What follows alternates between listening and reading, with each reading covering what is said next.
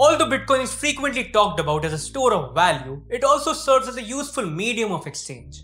It is true that using Bitcoin for transactions differs from using traditional assets, and these are few things to keep in mind when sending and receiving Bitcoin. What does a Bitcoin transaction consist of? Bitcoin is exclusively available online, but there are many other ways to use it for transactions. On-chain on the Bitcoin network, transfers are possible. It can be transmitted and received over layer 2 networks such as Lightning. Bitcoin can also be transferred physically by sending it to a tiny hardware key like OpenDime and giving it as a present to a friend. We'll be talking about the foundations of on-chain transactions in this video. When you initially start using Bitcoin, you typically buy it from an exchange and make your first transaction by withdrawing it to your own possession. You must communicate with thousands of nodes that make a Bitcoin network worldwide in order to transact with the Bitcoin on-chain. What are Bitcoin addresses? On the Bitcoin network, your send and receiver's address are your Bitcoin addresses. They are represented as a series of numbers and letters and are created using a public key. You need to use your private key to create a signature in order to spend the money from your address. Every address is in a metaphorical sense a mailbox. Bitcoin can be readily deposited to an address, but in order to use the money there, you'll need the corresponding private key. A running log of all the addresses on the network is kept by the nodes. What does an address contain? Every time you glance at a bank account or ledger, a lengthy series of entries with debits and credits is visible. Money is received and paid out. Banks have been using the this double entry accounting technique for hundreds of years. Bitcoin functions something in a similar manner but with some improvements. In order to create a blockchain, a running ledger of batch transactions, miners and nodes work together.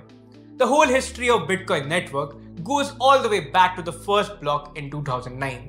An unspent transaction output, also known as UTXOs, is created when Bitcoin is delivered to your address. Unspent transactions outputs are discrete entries representing a Bitcoin address that you may use at a later time. Referring back to a previous mailbox metaphor, UTXOs can be compared to envelopes holding a specific quantity of Bitcoin. To spend Bitcoin, simply open the envelope, remove all of your cryptocurrency and mail it. However, once the envelope is opened, it cannot be reopened. Any Bitcoin you don't use is transferred to a new envelope. An address's incremental UTXO generates additional data that must eventually be processed by the network during a transaction, raising a transaction price. There is a tactic that can assist you in reducing the increased fees if you have a large number of UTXOs. The practice of moving Bitcoin from several UTXOs to a single one at a new address via an on-chain transaction is known as UTXO consolidation. You should do this while the fee market is down for the optimal outcomes.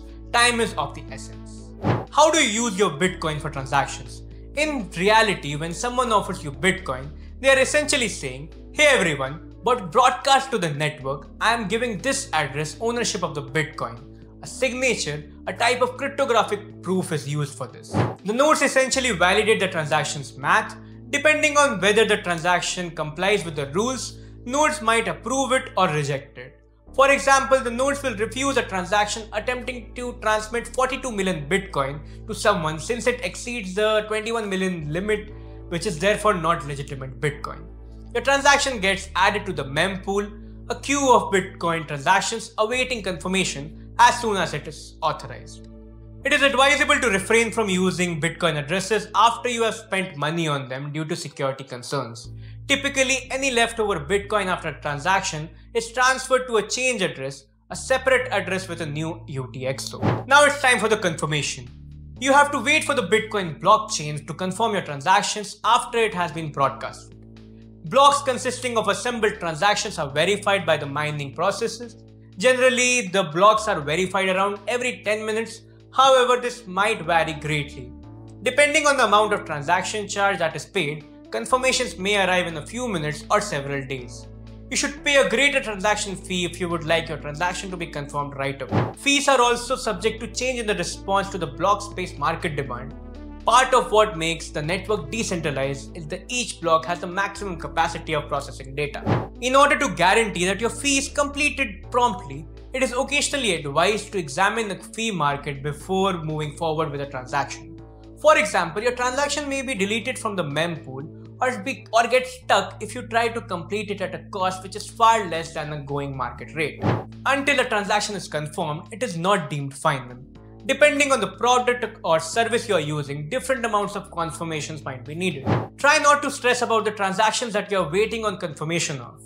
One aspect of Bitcoin's decentralized and secure nature is its global network of nodes that communicate with one another, and it is worth waiting for the confirmation. Bitcoin is a potent technological tool as a means of exchange.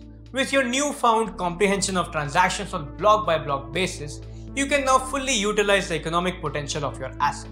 To ensure that your Bitcoin is safe, you should keep it in a hardware wallet like the Cypherock X1. It is the only hardware wallet which decentralizes your private key into 5 tamper-proof hardware parts using Xiaomi secret sharing. And you need only 2 parts to reconstruct your seed phrase or your private keys for signing transactions. Check out more on the cypherock.com. If you found this video helpful, hit that like button, subscribe to Cypherock's YouTube channel, and make sure to check out this playlist which has videos about wallet security.